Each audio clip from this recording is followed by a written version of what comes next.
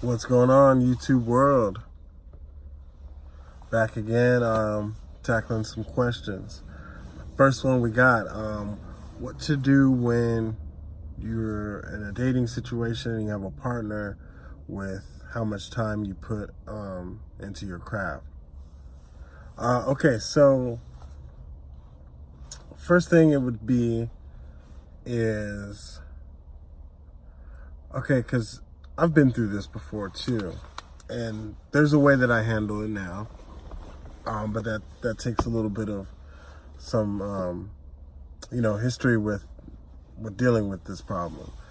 So my first question would be: is this a new thing in your life that you have a craft that you're doing, which is perfectly fine. I've always found that when I've gotten the most pushback, it was because of new elements that I'm adding to my character. It wasn't necessarily things that I was doing before, but when you have new crafts that are coming through, I found that then people don't like change, and your partner is probably the same way. And I'm using this unisex, because I think that I see a lot of YouTubers, they have dating advice on here, and they're like, it's like women focused and men focused, but now we're at kind of this point where, some of this can be applied for both sexes, and I think that if somebody's I think people just don't like change, Now, the thing is maybe people don't know that they're dating a creative person, do you reveal those kind of things early on? And I'm pretty forward with that side of myself now, a little bit better.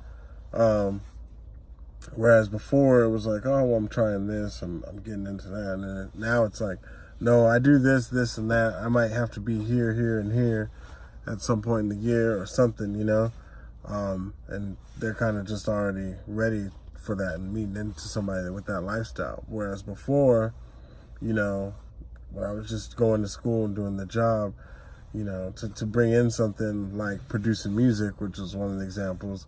I was like, hey, I'm really getting into this production thing. I got late nights at the studios now, we'd be going, and I'm like, I don't know how long it could be. And, you don't really know what your schedule looks like.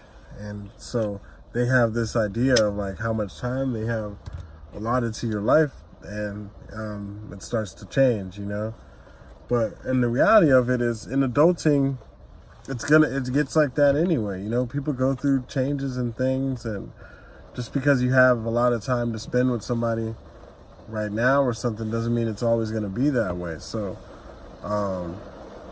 it's all just about kind of figuring out how to make that work. And then if you've been doing this and it's coming down today. So it's been West Coast, a lot of rain recently. Anyway,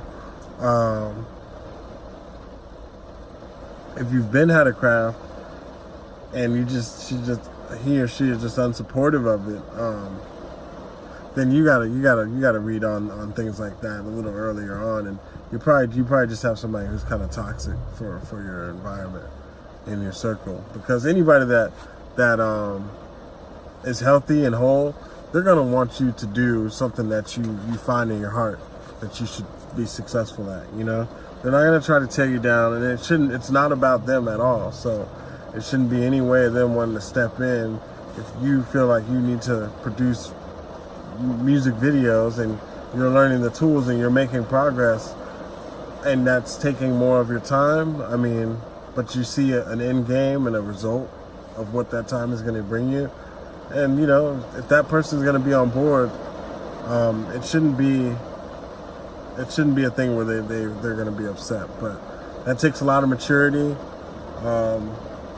And, you have to be screening for that in the process, And if you already have kids or you're married, it's going to be a little bit more difficult to get out of that kind of situation.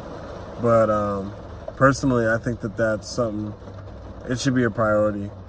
Kids, married or whatever, you've always got to take care of yourself, man, and you know, keep your circle of supportive people. And that's hard to do because we kind of feed off of people, and we get into situations where we kind of need each other, and it's a symbiotic kind of relationship. But it should never be a toxic like that, to where you feel that you're nervous about going out to explore things that you want to do, or devoting time to things that you care about, that you cared about, and usually in my case it's like that I cared about before you even, you know, got here, but I could care about it while we're together too, you know, like life is like that. People change, people gotta try things, you know, and it keeps things interesting. All right, question number 2. Will writing and reading go out of style with the things like YouTube, movies, and streaming? What's motivating people to read a book? So that's actually a pretty good question, because I think about this question kind of a lot too. Writing and reading, it's not going to go out of style, because those are two really crucial building blocks to how societies are set up. You're always writing and you're always reading.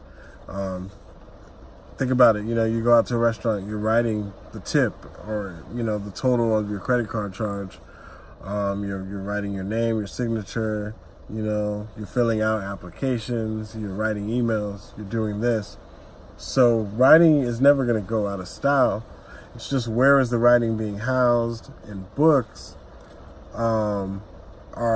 is just different, you know. But I don't think there's any way. I mean, I'm looking around and I'm reading signs right here, you know. So it's not a style thing. It's a communication thing in how society's set up. It's not a fad or something, you know. It's been going on for thousands of years. Like, this is what humans do to kind of translate ideas to one another. And this is how we catch, the one crucial part about this is how we catch our youth up to become adults, is through writing and reading. So just because you're as an adult choosing your time to do Netflix and, you know, you're binging YouTube, that doesn't mean that kids necessarily are spending their time like that. Because yeah, obviously this is the post-millennial generation, so kids are going to be on their iPads and they're going to be like streaming videos a lot. But they also have to be at a place where they have to learn writing and reading for 7 hours of the day, amongst other people their same age that have to do the same thing. So the educated population is always going to be there in the framework of a society. So writing, if you can write something that teachers need, or something that is required reading, your ideas are going to be spread to these children. You know what I mean?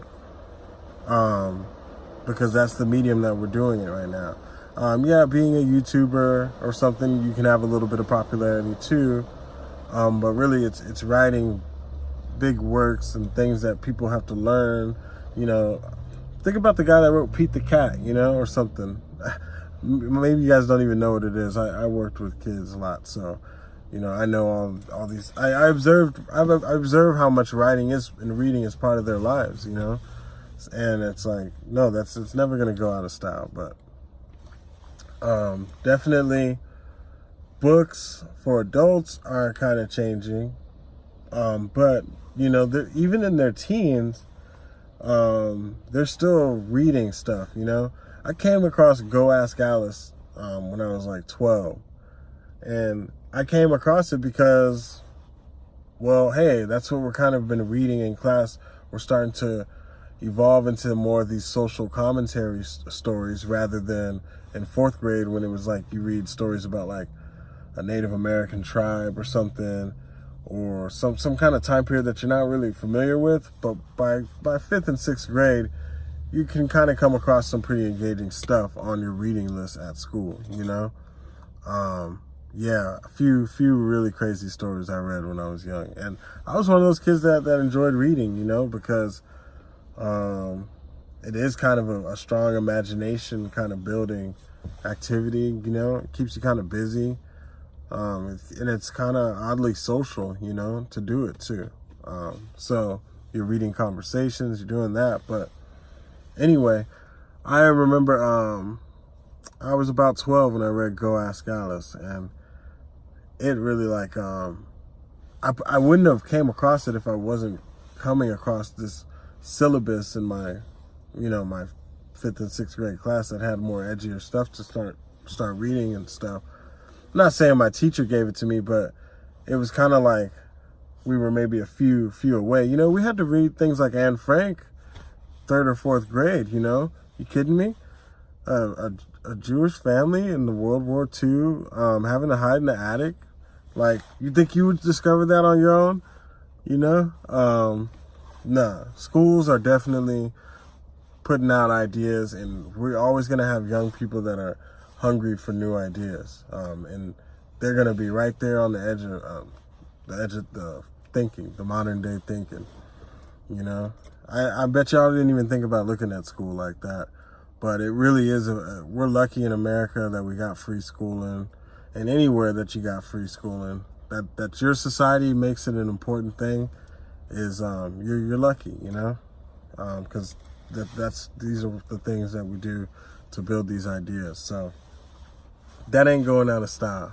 Don't worry about it. Keep writing, keep coming up with stories, keep storytelling, keep writing it down, you know, and we'll have more.